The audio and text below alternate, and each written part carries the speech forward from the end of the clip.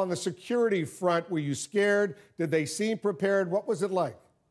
You know, I was a little bit nervous going in, but I knew that it was definitely the first thing that the IOC, the Russians and Americans were looking after. So I knew that we would be taken good care of.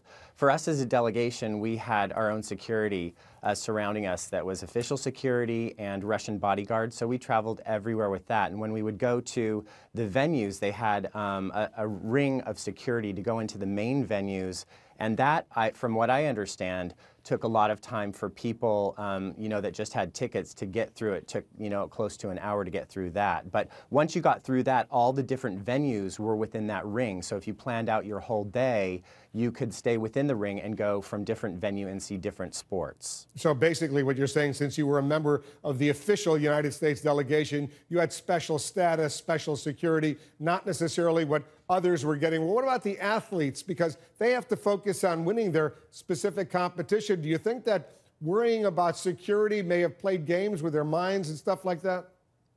You know, I don't think so, and I think that probably the safest place to be was inside the Olympic Village, because from what I understand, it was a fortress. And I think that when you're an elite level athlete and you're focusing on the task at hand of representing your country and going for, you know, a medal, everything else outside of your bubble doesn't really exist. So I can safely say that probably the athletes were just concentrating on their, you know, their games or their events and not really too concerned with the safety.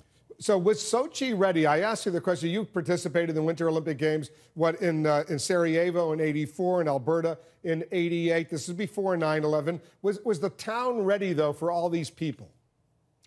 The town, it seemed that Sochi was ready for all these people. There were no cars on the street other than official transport vehicles. So from what I understand, the rest of the city was asked not to drive, or, you know, was told that they couldn't drive. So transportation was really great. It seemed like there weren't a lot of people there yet. And the audience members, I went to 5 different events, and it seemed like all the audience people, the people in the audience were Russians mostly. You didn't see a lot of travelers from other countries, at least I didn't. So, but it seemed really easy. The transportation was really great. And for all, you know, for all the talk about security, it seemed like the security was really, really high. You're back in New York now. I'm sort of surprised you didn't want to stay for the games, watch all the competition.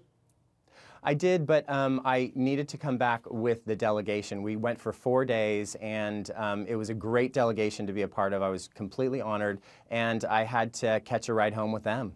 So you did. That's why you're back. Now, what about the discrimination against gays in Russia? Because that was a big issue going in as well, given the anti-gay propaganda that's going on in Russia right now. What did you experience, if anything, along those lines?